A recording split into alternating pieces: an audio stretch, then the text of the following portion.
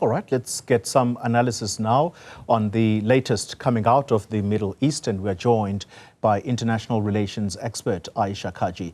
Ayesha, good evening to you, and thank you for your time. Can we start with this precondition that for a ceasefire to happen, there needs to be a release of the hostages that were taken on October the 7th last year by Hamas? How sure are the authorities in Israel, and including there the United States, a key ally of Israel, that the hostages that they are fighting for to be released may still be alive? I think there's been sufficient indication from Hamas that those hostages are alive. The current deal on the table is the negotiation for the release of about 40 of the estimated 130 hostages that were taken hostage by Hamas on October 7th. The hostage release deal would obviously need to be reciprocal to some extent, but currently the major issue of contention is not the number of hostages or even whether the hostages on either side are still alive, but whether the Israelis will agree to a permanent ceasefire. They have proposed a 40-day pause, what they're calling a humanitarian pause.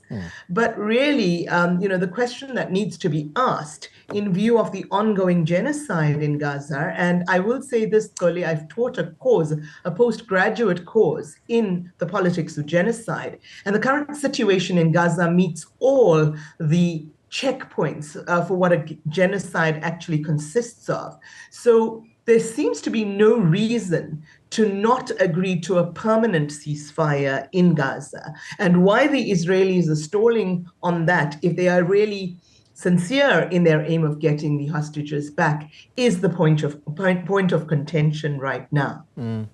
There is much talk at the same time, Ayesha, that the International Criminal Court, and I would like for the viewers to take cognizance of this because there's a major difference between the International Court of Justice, that's where South Africa has gone to argue against genocide by Israel. Then there's the International Criminal Court. Recently, the Prime Minister of Israel seemingly talking very defiantly at any prospect that they could be charged by the ICC for possible war crimes.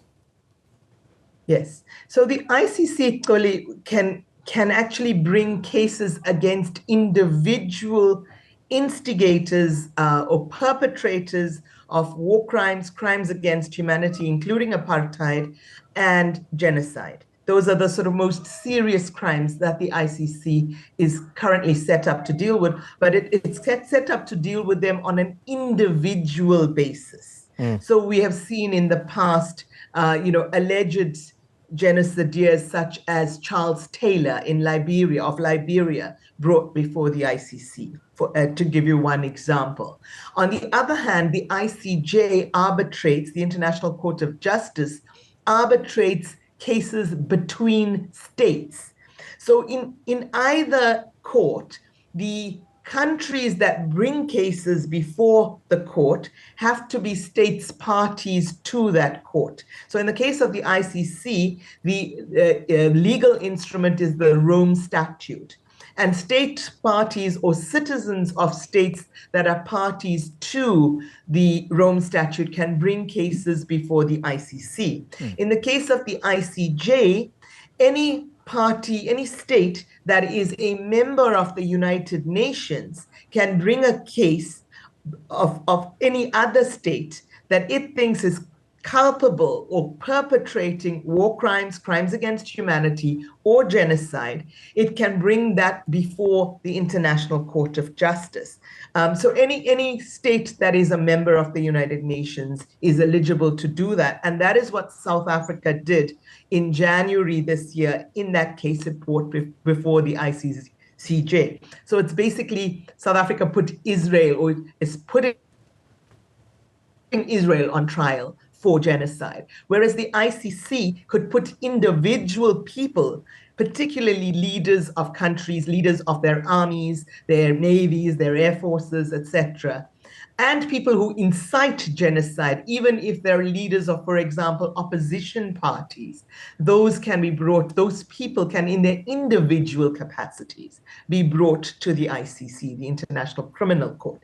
And Mr. Netanyahu has been quite defiant about any possibility of being brought before the ICC, but that's also largely because he's currently fighting for his political life as the president of Israel in his own country. And much of whether he will continue to remain in power in Israel depends on what the solution is to the current genocide in Gaza, as well as his policies towards Palestinians in the West Bank and East Jerusalem. Yeah, and in tandem with what Mr. Netanyahu has been saying against a possible indictment by the ICC, the United States at the UN has also been talking tough against this prospect of Netanyahu possibly being indicted alongside others. Remind us what the US has been saying and what we should read into that. The US has been an unfailing supporter of Israel and its policies of ethnic cleansing since 1948 during the first Nakba, and then in repeated attempts at ethnic cleansing in the West Bank, the so-called mowing of the lawn in Gaza, the repeated assaults on Gaza that we've seen in the past 16 years, etc., including the dropping of white phosphorus on Gazans, illegal under international law, among many other illegal actions or actions that are illegal under international law. The United States has consistently and repeatedly, under many different presidents, affirmed and reaffirmed its support for the state of Israel. However, the relationship between Mr. Biden and Mr. Netanyahu is a special one and has been a special one for decades. And part of that is because Mr. Biden is a self-confessed Zionist Christian. And therefore, his support of Israel is largely based upon his religious as well as his political views, even in the face of overwhelming evidence that there currently is a genocidal policy in Gaza, with the ICJ, of course, in January saying that there was plausible genocide occurring, or a plausible case for genocide occurring in Gaza. And the ICJ has issued updates on that as well. And of course, because of the proliferation of social media, the mainstream media has largely insulated American citizens, and citizens indeed in much of the world, from the truth about Israel's policies, not just in Gaza, but in Palestine more broadly.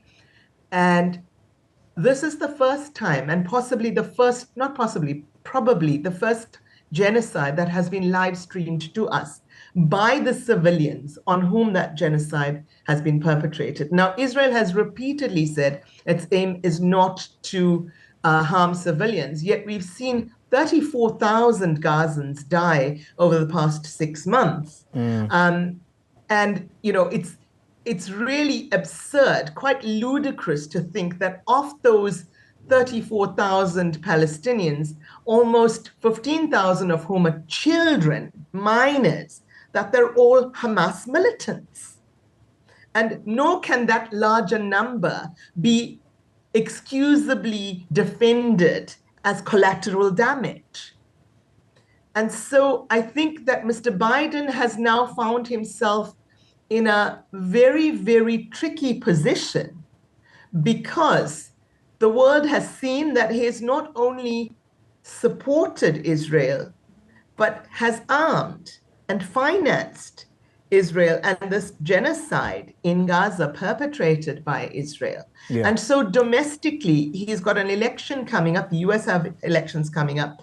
Domestically, the tide has turned. There's a strong anti-Biden sentiment in parts of the US. But there's also, as I said earlier, this very long-standing relationship, not only between the US and Israel, but between Mr. Biden and Mr. Netanyahu.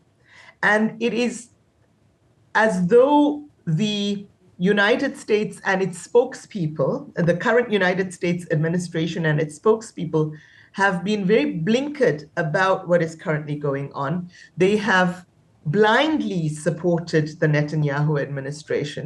And now, while they are calling on the one hand for a ceasefire, they are saying that the deal proposed to Hamas is a generous one, and that if it doesn't go through, that it will be Hamas to blame. But they are not calling for a permanent ceasefire nor a military withdrawal from Gaza. In other words, they are tacitly supporting the idea that Israel will continue its ethnic cleansing or genocide, call it what you will. It's at the very least, ethnic cleansing in the West Bank and East Jerusalem, and plausibly genocide in Gaza. So supporting this proposed depopulation of Gaza, it can be called nothing else.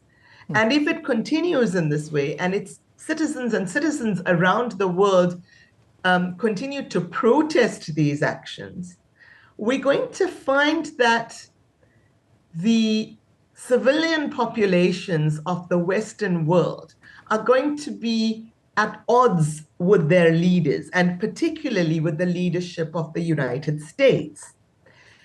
And that is going to come to some kind of critical mass, I believe, in the coming months.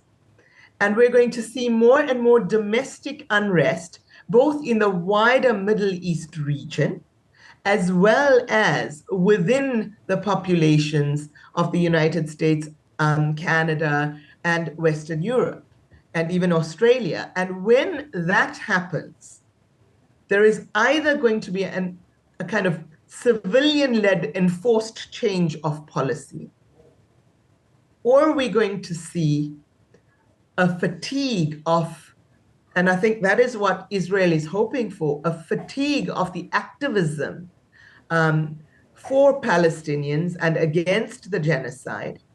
And then they're going to essentially repopulate Gaza the way much of the West Bank has been settled by illegal settlers in defiance of international law. And if that happens, the rules-based system of international law is going to be shown to be a sham. Yeah. And any future attempts to use the United Nations system to enforce legal principles under international law is going to be very, very difficult. We're going to be setting very dangerous, and have already set very dangerous precedents. Ayesha Kajee, thank you very much for your time.